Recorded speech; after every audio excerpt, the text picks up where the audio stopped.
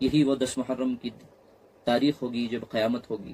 اس سے پہلے ایک قیامت دنیا کے اندر برپا ہوئی ہے کربلا کے اندر. تو آپ صلی اللہ علیہ وسلم حضرت حسین رضی اللہ عنہ کو سینے کے ساتھ لگائے ہوئے دہاڑے مار کر رو رہے ہیں. نبی اکرم صلی اللہ علیہ وسلم کی محبت ان دونوں شہزادوں سے آیا. ان دونوں شہزادوں کو دردناک طریقے سے شہید کیا گیا.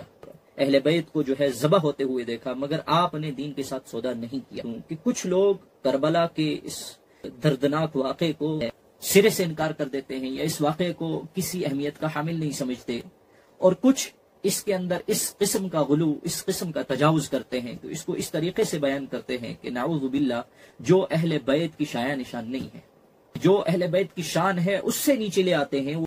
نحمده ونصلي على رسوله الكريم اما بعد. اعوذ باللہ من الشیطان الرجیم. بسم اللہ الرحمن الرحیم. ان اللہ وملائکتہ یصلون علی النبی یا ایہا الذین آمنوا صلوا علیہ وسلموا تسلیما. اللہم صلی علی محمد وعلی آل محمد کما صلیت علی ابراہیم وعلی آل ابراہیم انک حمید مجید. اللہم بارک علی محمد وعلی آل محمد کما بارکت علی ابراہیم وعلی آل ابراہیم انک حمید مجید. انما یرید اللہ لیذہب عنکم الرجس اہل البیت ویطہرکم تطہیرا. صدق اللہ العظیم وصدق رسولہ النبی الکریم. محترم مکرم سامعین کرام، آج کی یہ رات 10 محرم الحرام کی رات ہے. جیسا کہ دنیا کے اندر ہر مسلمان یہ عقیدہ رکھتا ہے، یہ 10 محرم عظیم دن ہے. یہی وہ 10 محرم کی تاریخ ہوگی جب قیامت ہوگی. اس سے پہلے ایک قیامت دنیا کے اندر برپا ہوئی ہے کربلا کے اندر، وہ بھی اسی 10 محرم کے دن. بہرحال حضرت ام سلمہ رضی اللہ عنہا جو نبی اکرم صلی اللہ علیہ وسلم کی زوجہ ہیں، فرماتی ہیں کہ ایک موقع پر نبی اکرم صلی اللہ علیہ وسلم کہا کہ دروازے کے پاس کھڑی رہو، کوئی آنے والا ہے اور کسی کو اندر آنے نہیں دینا. تو پھر نبی اکرم صلی اللہ علیہ وسلم اندر تشریف فرما ہوئے تو میں نے دیکھا کہ حضرت حسین رضی اللہ عنہ دوڑتے ہوئے آ رہے ہیں. تو یہ رونے لگے.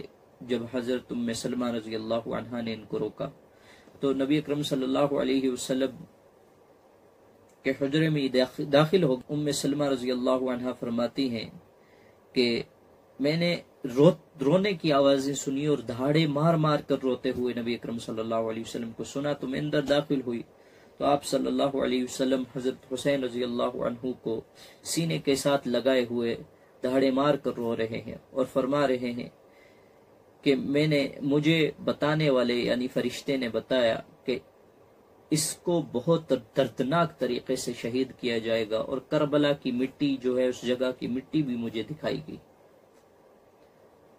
اور نبی اکرم صلی اللہ علیہ وسلم کی محبت ان دونوں شہزادوں سے آیا ہے. پھر اس کے بعد ان دونوں شہزادوں کے ساتھ کیا کیا نہیں ہوا نبی کی اولاد کے ساتھ. نبی اکرم صلی اللہ علیہ وسلم کہ ان دونوں شہزادوں کو دردناک طریقے سے شہید کیا گیا.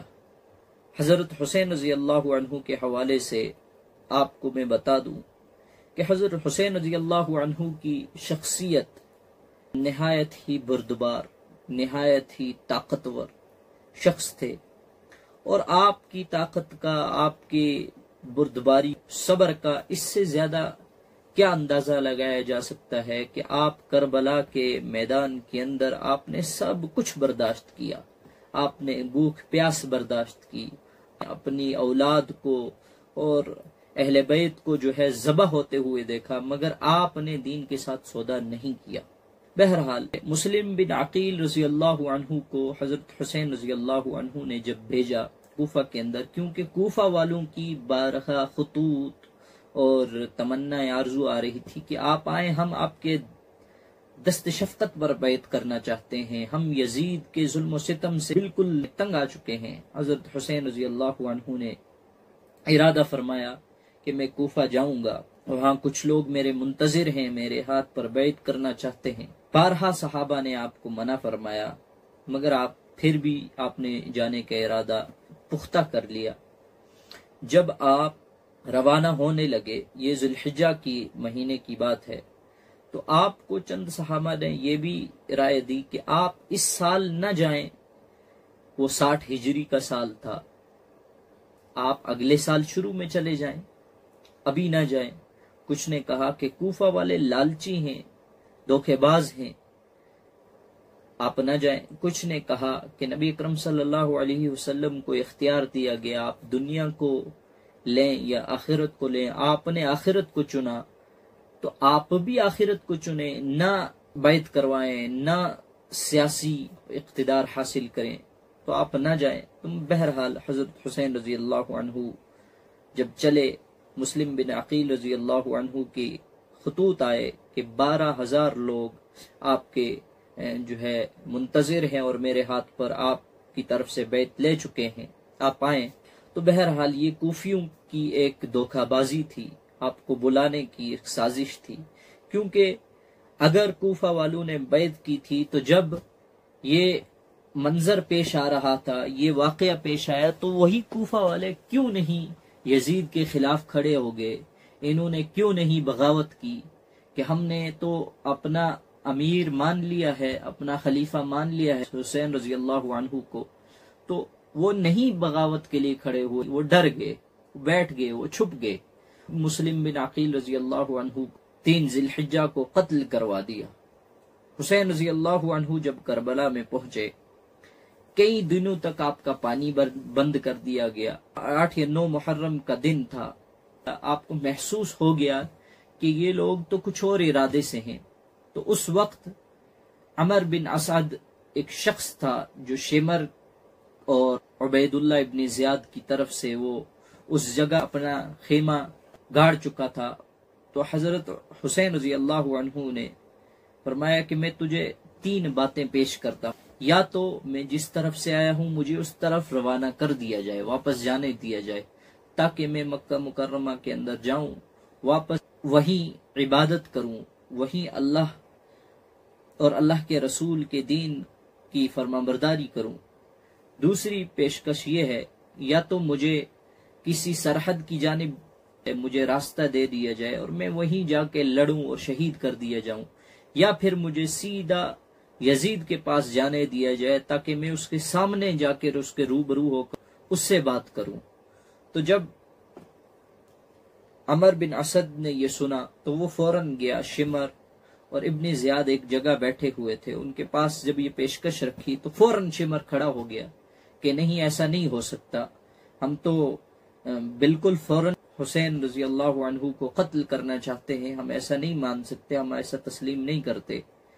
تو فوراً اس نے بھڑکایا ابن زیاد کو، اور ابن زیاد نے شمر کو بھیجا کہ جا تو دیکھ وہاں کیا معاملہ ہے۔ کچھ لوگ یہاں یہ کہتے ہیں کہ یہ تو جنگ ہوئی نہیں ہے، حالانکہ حضرت حسین رضی اللہ عنہ کی طرف سے صف بندی کی گئی تھی۔ بہرحال شمر جب آیا تو شمر نے حضرت حسین رضی اللہ عنہ کو دیکھا اور دیکھنے کے بعد کہنے لگا کہ یہ تو مرے ہوئے لوگ ہیں، اب ان سے کیا ہی جنگ کرنا۔ بہرحال تب بھی اس قسم کا وہ معاملہ کیا حضرت حسین رضی اللہ عنہ اور اہل بیت کے ساتھ کہ ان لوگوں کے اوپر تیر برسائے گئے، ان کا پانی بند کر دیا گیا، نماز پڑھنے کی اجازت نہیں دی گئی۔ وہ پورا معرکہ شروع ہو گیا، لشکر نے جو ہے گھماسان تیروں کی برسات کر دی۔ جب حسین رضی اللہ عنہ کو گرتے ہوئے چند لوگوں نے دیکھا تو وہ پیچھے ہٹ گئے، کیونکہ آل رسول ہیں، تو یہ شمر ان کو گالیاں دے رہا ہے، یہ مرے ہوئے لوگوں سے ڈرتے ہو تم۔ ان لوگوں کو جو ہے پھر سے ابھارا، اس طرح سے ابھارا کہ 72 شہزادے شہزادیاں جو ہے شہید کر دیے گئے۔ اور یہیں تک نہیں، بلکہ جب حضرت حسین رضی اللہ عنہ شہید کر دیے گئے، آپ کی لاشوں پر گھوڑے دوڑائے اہل بیت کی لاشوں پر، پھر اس کے بعد جو ہے آپ کا سر کاٹ کر لیا گیا، ایک تھال میں لیا گیا، ابن زیاد کے پاس پیش کیا گیا، اور پھر وہاں سے یزید کے پاس پیش کیا گیا۔ ابن زیاد حضرت حسین رضی اللہ عنہ کی طرف دیکھتا ہے اور کہتا ہے کہ تم اس کو خوبصورت شمار کرتے ہو، میں نے سنا تھا کہ یہ اتنا خوبصورت ہے، یہ کہاں خوبصورت ہے۔ اس کے اوپر حضرت انس رضی اللہ عنہ نے فرمایا کہ اے خبیث، کیا تو یہ نہیں جانتا کہ نبی اکرم صلی اللہ علیہ وسلم کے بعد سب سے زیادہ آپ کے مشابہ جو شخص تھے وہ حضرت حسین رضی اللہ عنہ تھے؟ کیا تو حضرت حسین رضی اللہ عنہ کی خوبصورتی کا مذاق اڑا کر یہ نہیں کر رہا ہے کہ تو نبی اکرم صلی اللہ علیہ وسلم کی خوبصورتی کا مذاق اڑا رہا ہے؟ کیا تیرے سامنے نبی اکرم صلی اللہ علیہ وسلم بھی خوبصورت نہیں تھے؟ اور یہ ابن زیاد آپ کے ہونٹوں پر چھڑی مارتا ہے۔ حضرت انس رضی اللہ عنہ فرمایا، اے خبیث، ہے افسوس، یہ وہ ہونٹ ہیں جن ہونٹوں پر نبی اکرم صلی اللہ علیہ وسلم کو بوسہ دیتے ہوئے میں نے دیکھا ہے، ان ہونٹوں کو چومتے ہوئے میں نے دیکھا ہے افسوس۔ یہ ایک موضوع ہے جس کو ضرور سننا چاہیے اور بیان کرنا چاہیے۔ اس کے حوالے سے میں چند باتیں عرض کر دوں کہ کچھ لوگ کربلا کے اس دردناک واقعے کو سرے سے انکار کر دیتے ہیں کہ کربلا کا واقعہ پیش ہی نہیں آیا، یہ جنگ ہی پیش نہیں آئی، تو وہ تو کچھ لوگ الزام تراشی کرتے ہیں کہ حسین رضی اللہ عنہ جو ہے کوفہ کے اندر بیعت لینے جا رہے تھا، سیاسی نظریہ تھا، آپ جو ہے اپنے مطلب اور مقصد کے لیے جا رہے تھے۔ بہرحال بہت زیادہ اس کے حوالے سے جو ہے مبالغہ آرائی ہے، سرے سے انکار کر دیتے ہیں یا اس واقعے کو کسی اہمیت کا حامل نہیں سمجھتے، اور کچھ اس کے اندر اس قسم کا غلو، اس قسم کا تجاوز کرتے ہیں کہ اس کو اس طریقے سے بیان کرتے ہیں کہ نعوذ باللہ جو اہل بیت کی شایان نشان نہیں ہے، جو اہل بیت کی شان ہے اس سے نیچے لے آتے ہیں وہ اپنے بیانات میں، اور یہ اکثر ذاکرین کے یہاں ہوتا ہے۔ شیعہ ذاکرین ہیں جو بیان کرنے والے ہیں،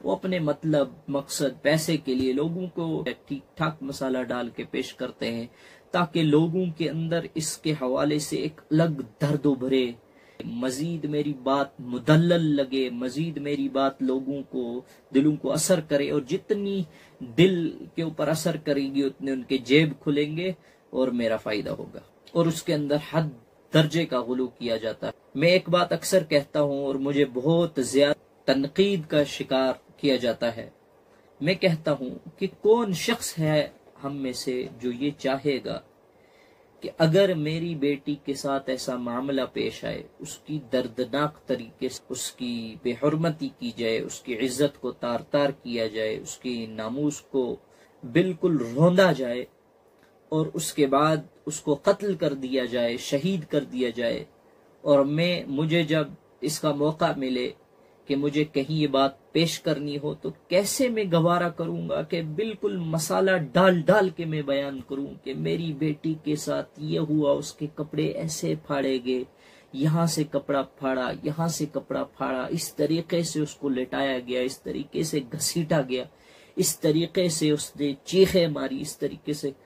میں تو یہ کہوں گا کہ بھائی میرے دل کے زخموں کو نہ کرید، میرے دل کے زخموں کے اوپر نمک نہ چھڑک۔ میں تو یہ کہوں گا، اور میں کہوں گا کہ میں اپنی زبان سے وہ منظر بیان نہیں کر سکتا، میں اور میرا اللہ جانتا ہے۔